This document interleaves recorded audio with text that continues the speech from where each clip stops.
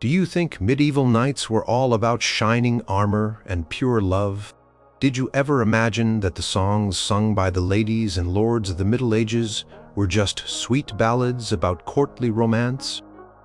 What if the melodies echoing through ancient castles and bustling marketplaces from the 11th century to the 15th century were actually packing a secret, saucy punch? Get ready to flip your understanding of medieval pop music on its head, because we are diving deep into the surprisingly steamy world of the Middle Ages. Number 1. The Maiden and the Flower. The scent of spring hung heavy in the air, a mix of damp earth and new blossoms. In the heart of rural England, sometime around the late 14th century, a song might have drifted from a village gathering. It was a tune that sounded perfectly innocent on the surface, a simple ditty about a young woman tending to her garden. The lyrics spoke of a maiden, fair and bright, who spent her days among the verdant greenery.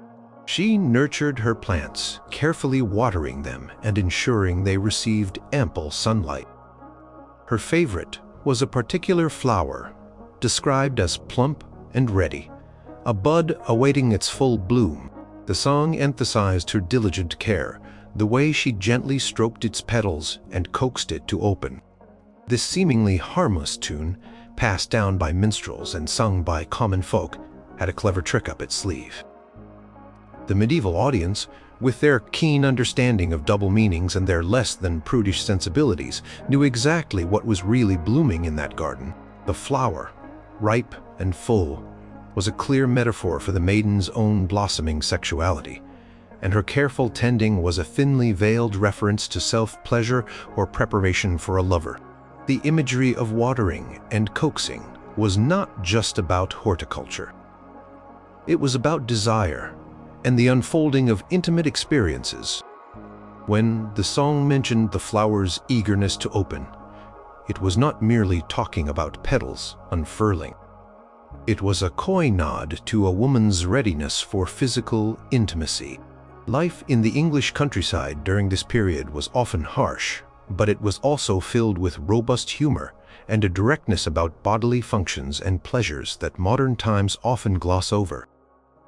Marriages were often practical affairs, and courtship, while sometimes romanticized in literature, also involved a frank recognition of physical attraction. These songs served as a way to express desires and observations about human nature without being overtly vulgar, at least not to those who preferred a more innocent interpretation. The subtle layers of meaning allowed for a public performance that wouldn't offend the prudish while delighting those in the know. The mention of the maiden's tender touch and the flower's response was a vivid, if veiled, description of intimacy, celebrated in a way that was both artistic and deeply human. The beauty of such a song lay in its accessibility. Anyone could sing it, from a child learning about plants to an old farmer enjoying a pint of ale. Yet its deeper meaning resonated most powerfully with adults, particularly those who had experienced the joys and complexities of physical love. The simplicity of the melody would have made it easy to remember and spread, moving from village to village, sung around hearths and in fields. The cleverness of the lyrics ensured its longevity because it offered different levels of enjoyment depending on the listener's understanding and willingness to look beyond the surface. This particular song served as a testament to the medieval mind's ability to find humor and express intimate themes through the seemingly innocent lens of nature, proving that even a simple garden could hide a world of passionate secrets. It was a playful invitation to acknowledge the natural desires of the body, all wrapped up in a charming and easily digestible package. Number 2. The Millers Lament. In the busy and sometimes muddy streets of 13th century France, a particular kind of performer often entertained crowds. The jongleur. These traveling entertainers sang, juggled, and told stories, often incorporating local gossip and body humor into their acts. One popular tune, which could be heard in taverns and at village fairs, was known as the Millers Lament. On the surface, it was a tale of woe from a miller, whose mill was apparently not grinding as efficiently as it once did. He sang of his frustration, of the old stones not turning with their former vigor, and of the grain not being transformed into flour as quickly as he needed it to be. The miller would lament the lack of power, the wear and tear on his equipment, and the general slowing down of his operations. He needed more water, he claimed, to turn his wheel and make his mill productive again. However, anyone listening closely, especially the common folk who understood the earthy metaphors of their daily lives, knew this was no ordinary complaint about grain processing. The miller's mill, a powerful and essential part of the community, was a widely understood symbol for a man's virility. The grinding of the millstones was a clear and unmistakable reference to the act of sexual intercourse. When the miller complained about his mill not turning with its former vigor, he was not talking about worn machinery. He was lamenting a decrease in his sexual prowess or frequency. The need for more water to turn his wheel was a suggestive call for female participation, for the vital ingredient that would get his mill working smoothly once more. This song was a brilliant example of how medieval people used everyday occupations and objects to discuss deeply personal and often taboo subjects. Millers were known for their robust health and their access to the community, and they were often depicted in medieval literature as somewhat earthy and boisterous characters. This song played into those stereotypes, allowing the singer to express a very personal complaint in a public and humorous way without ever uttering a single truly explicit word. The audience would chuckle knowingly, perhaps even offering mock sympathy or ribald advice, understanding that the miller's problem was not with his grain but with his bedroom. The genius of the Millers Lament lay in its layered meaning. A child might genuinely think it was a song about a broken mill. An older listener, however, would appreciate the cunning wordplay and the universal male experience it alluded to. Provided an outlet for men to express anxieties about their sexual performance in a lighthearted communal setting, the song demonstrated the medieval comfort with discussing sexuality in public, as long as it was cloaked in clever metaphors. It speaks volumes about the pragmatic and often physical nature of medieval life, where the body and its functions were acknowledged with a frankness that might surprise many today. It was a song that could be sung at a wedding feast, drawing knowing smiles from the married couples, or at a market-provoking laughter from passers-by. It proved that humor, even about intimate matters, was a vital part of connecting with others in the Middle Ages.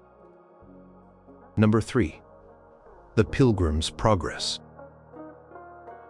From the wandering scholars of the 12th century, known as Goliards, came songs that often celebrated earthly pleasures over spiritual piety. These were educated men, sometimes runaway monks or students, who roamed across Europe from what is now France to Germany, singing and living by their wits. Their verses, often written in Latin, could be surprisingly blunt and joyful about wine, women, and revelry. One such song, found in collections like the Carmina Burana, could be titled The Pilgrims' Progress. At first blush, it sounded like a noble tale of a traveler on a spiritual journey, seeking redemption or enlightenment. The lyrics described a pilgrim who had embarked on a long and arduous path, traversing valleys and climbing mountains, all in pursuit of a sacred destination. He spoke of his devotion, his tireless efforts, and his longing for a final, blissful arrival. His ultimate goal, he sang, was to find a blessed resting place, where all his arduous efforts would be rewarded. But the Goliards were masters of satire and double entendre, and their pilgrim was rarely on a purely holy quest. Pilgrim's Progress was a cleverly disguised account of a man's sexual conquest.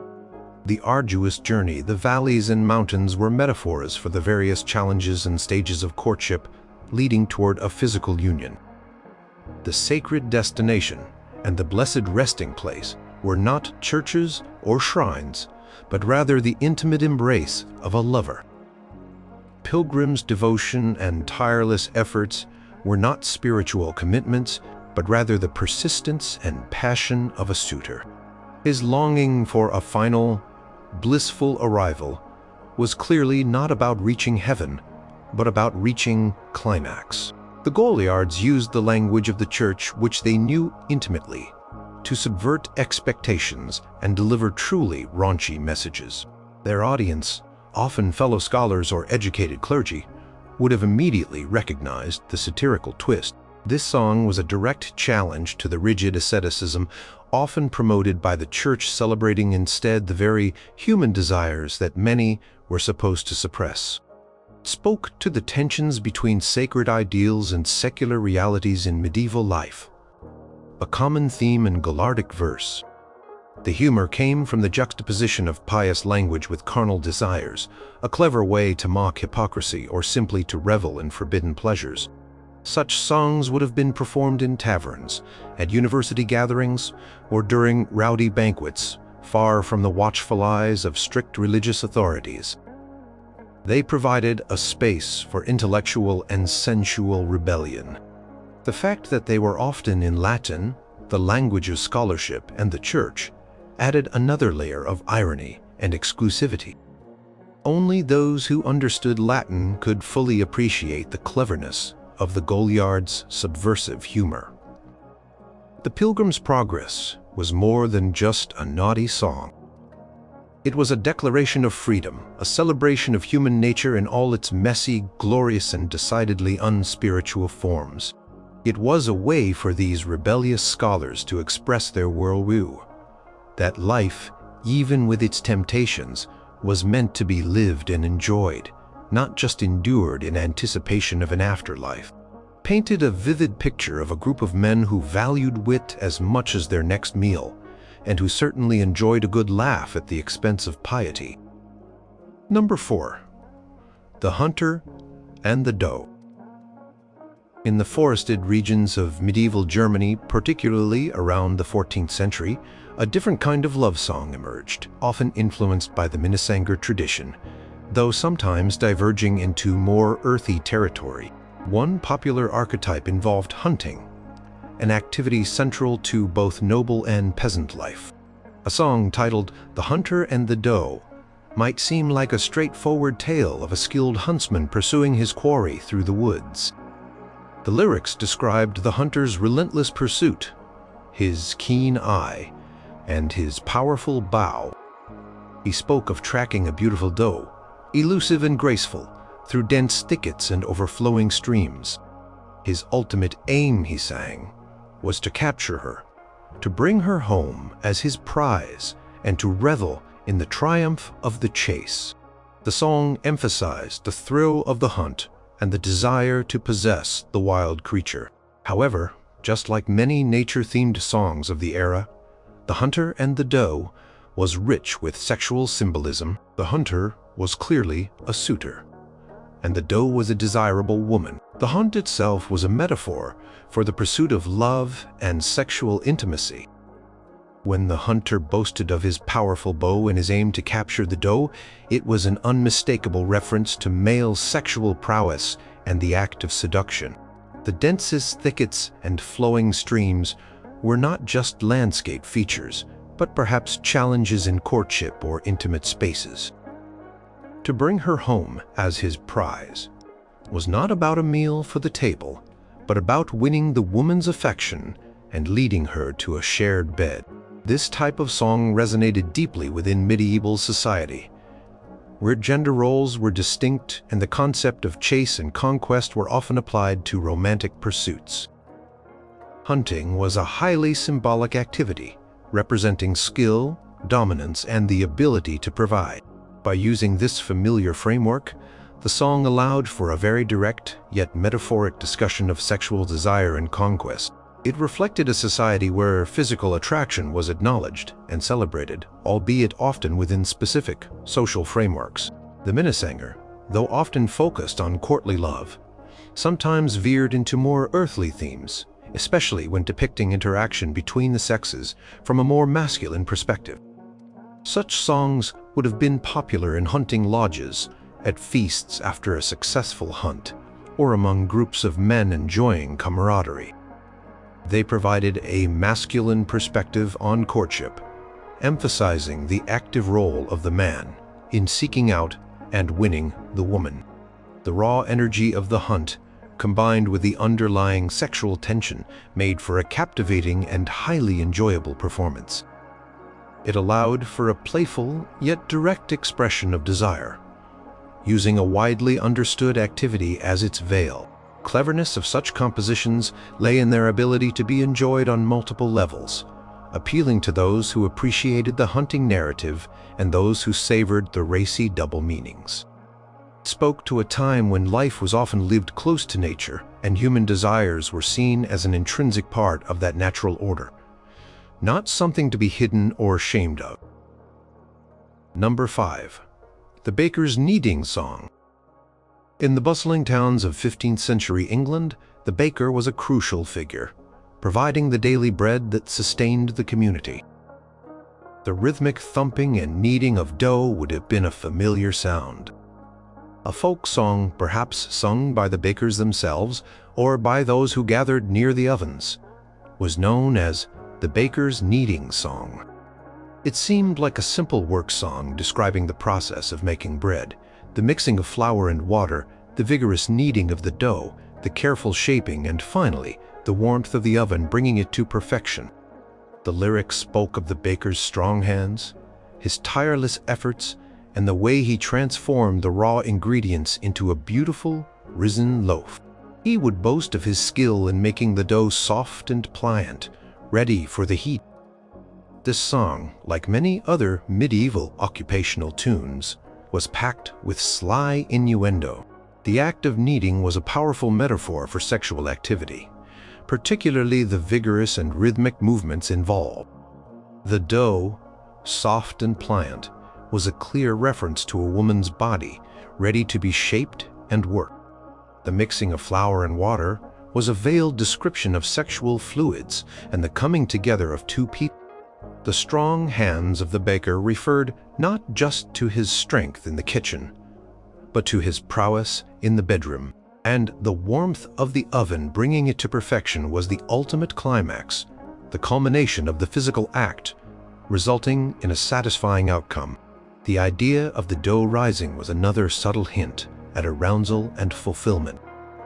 This song was a testament to the medieval common person's comfort with discussing sexuality through everyday life.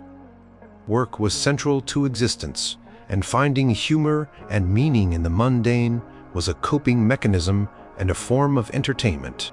Bakers, like millers, were often seen as robust, earthy figures, and such songs fit perfectly with their public persona. It allowed for a playful banter about sexual matters without resorting to crude language, relying instead on shared understanding of metaphor.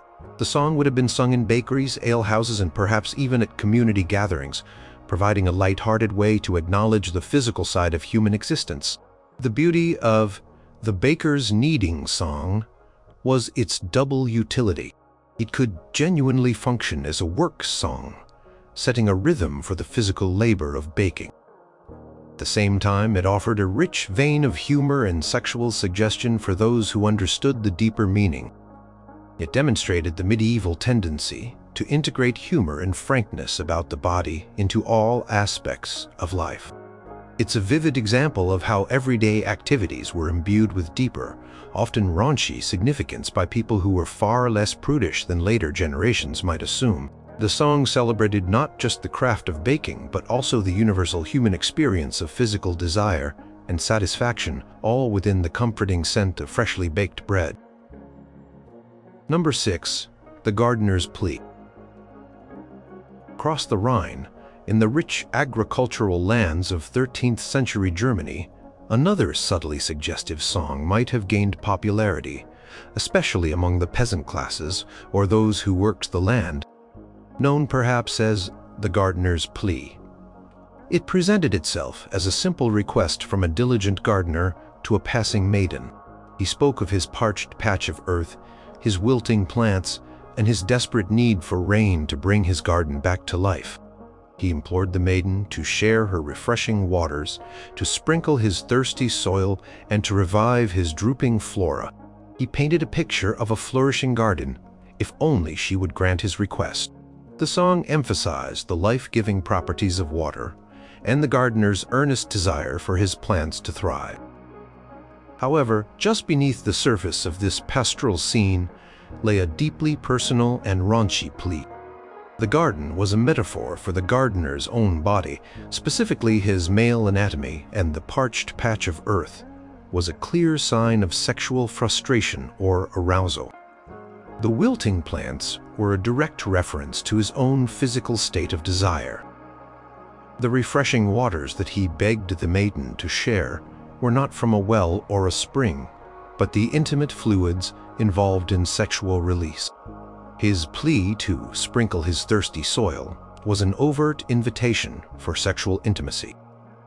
The vision of a flourishing garden was the promise of mutual satisfaction and climax. This kind of metaphorical language was common in medieval folk songs, allowing for discussions of sexuality in a way that was both artful and direct enough for the audience to understand. Society in medieval Germany, while having its religious strictures, also understood the realities of rural life and the frankness of peasant humor. Sexuality was a natural part of existence, and songs like this provided a socially acceptable outlet for expressing desires. The gardener figure, often depicted as a hard-working and earthy man, fit perfectly with the image of someone who would express his needs with such directness, yet with a clever turn of phrase. The gardener's plea would have been sung in fields during breaks from labor, at village festivals or in taverns, where groups of men and women gathered. It offered a playful yet clear declaration of desire, using the universal language of agricultural need. The humor derived from the listener's awareness of the double meaning, creating a sense of shared understanding and perhaps a knowing chuckle.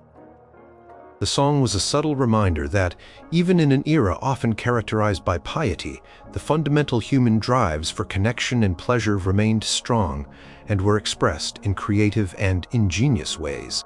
It showed how medieval people found ways to talk about the body and its functions, not just with practicality but with poetry and wit, proving that a thirsty garden could speak volumes about human longing.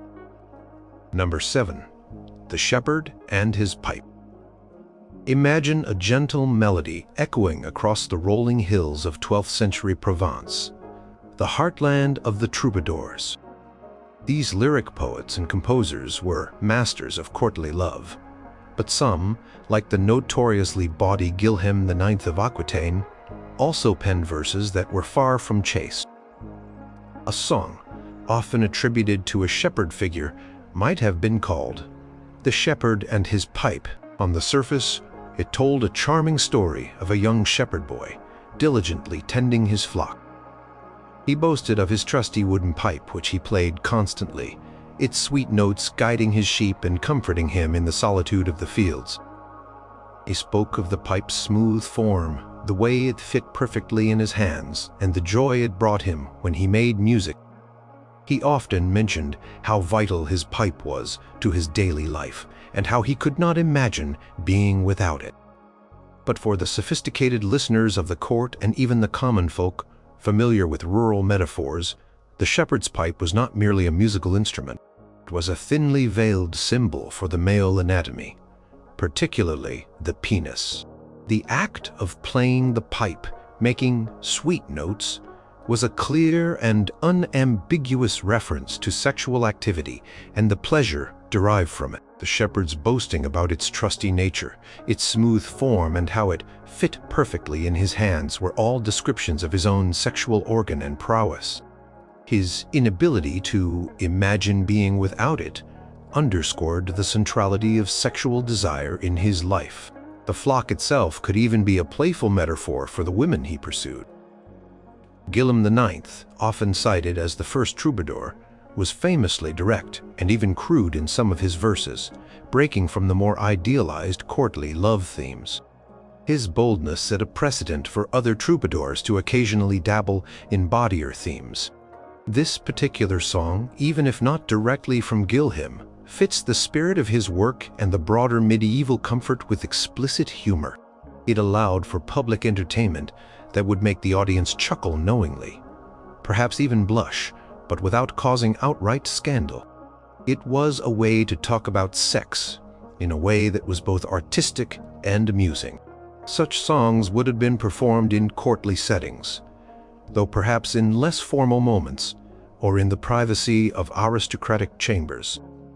They would have been appreciated by an audience that valued wit and wordplay and that understood the subtle nuances of language.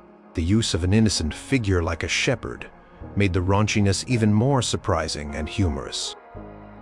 The shepherd and his pipe chances the cleverness of medieval poets who could take an everyday object and imbue it with a powerful, unspoken sexual meaning. It's a reminder that even in the seemingly refined world of the troubadours, a naughty joke was never far from the surface, proving that sometimes a pipe was much more than just a pipe. Number 8. The Knight's Sword.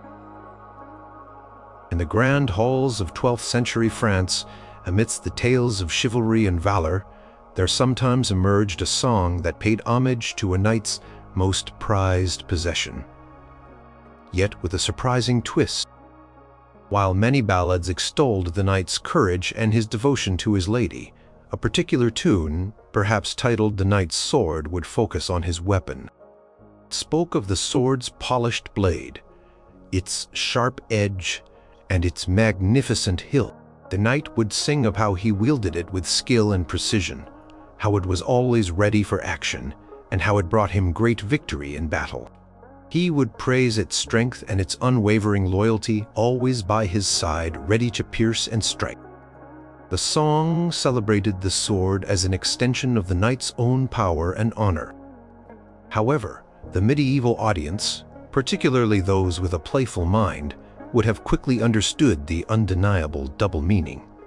The knight's sword was not just a weapon of war. It was a thinly disguised and quite potent metaphor for the male anatomy, specifically the penis.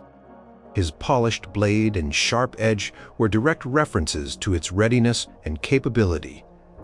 The magnificent hilt was the perfect handle for wielding.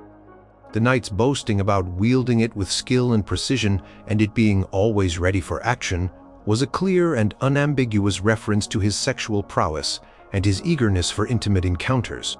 The great victory in battle he achieved was a playful allusion to sexual conquest and satisfaction. The idea of it being always by his side, ready to pierce and strike, was a potent sexual image. This type of metaphorical representation was quite common in medieval literature and song. Knights, though idealized for their virtue, were also seen as figures of robust masculinity and virility. The song played into these perceptions, allowing for a humorous and perhaps even boastful expression of male sexuality within a familiar and celebrated context. It was a clever way to discuss intimate matters without being overtly crude, relying instead on shared cultural understanding of symbolism. The humor came from the juxtaposition of the noble warrior image with the earthy reality of human desire. Such songs might have been performed at feasts, during informal gatherings in castles, or perhaps even in the privacy of a knight's chambers. They would have been appreciated by men who understood the language of the battlefield and the bedroom, and by women who enjoyed the playful wit. The knight's sword demonstrated the medieval comfort with blending serious themes of chivalry with lighter, more sensual undertones. It's a testament to the fact that even the most revered figures in medieval society could be subjects of bawdy humor, proving that a knight's weapon was not always used for slaying dragons. Sometimes, its purpose was far more personal and pleasurable. It painted a vivid picture of a time where humor could be found in almost any aspect of life, even in the very tools of war. Number 9. The Maiden at the Well. In the small, close-knit communities of 11th century Europe, the village well was more than just a source of water. It was a social hub, a place where people gathered, exchanged news, and observed each other. Popular, seemingly innocent folk song known as The Maiden at the Well told the story of a young woman who went to the well to draw water. The lyrics described her delicate task, The way she lowered her bucket into the deep well, the sound of the water filling the container, and her efforts to draw it back up to the surface. She might complain about the well being deep, or the bucket being heavy, or how long it took to get her fill. She would sing of her need for water, how vital it was for her and her home, and her satisfaction once her vessel was full. But the simplicity of this everyday scene was merely a clever veil for a much more intimate narrative. The well was a widely understood and frequently used medieval metaphor for female genitalia. The maiden lowering her bucket into the deep well and the sound of water filling the container were unmistakable references to sexual penetration and the act of intercourse. Her complaints about the well being deep or the bucket being heavy were playful, perhaps even coquettish, allusions to the physical realities of intimacy. Her need for water and her satisfaction once her vessel was full were clear signals of her sexual desire and fulfillment. The vessel itself could refer to her own body, and its filling was the ultimate climax. This type of song was incredibly common in medieval society, particularly among the common people who spoke in direct, earthy terms and used metaphors drawn from their daily lives. Sexuality was not hidden away in whispers. It was discussed with a frankness that might surprise modern sensibilities. The well, as a symbol for female sexuality, appears in various forms in medieval literature and art, making the double meaning of this song easily understood by its audience. It provided a socially acceptable way to talk about sexual activity, using humor and everyday imagery to make it relatable and amusing. The Maiden at the Well would have been sung in homes, at community gatherings, and around the very wells they described. It offered a playful take on the universal human experience, acknowledging both female desire and its physical expression. Cleverness of the lyrics ensured its popularity, as it could be enjoyed on an innocent level by children while providing knowing entertainment for adults. It's a powerful example of how medieval people used their environment and their language to create songs that were deeply rooted in their reality, yet also soared into the realm of suggestive and joyful humor. It truly shows that even a simple trip to the well could be filled with hidden depths of meaning and a surprising amount of playful raunchiness.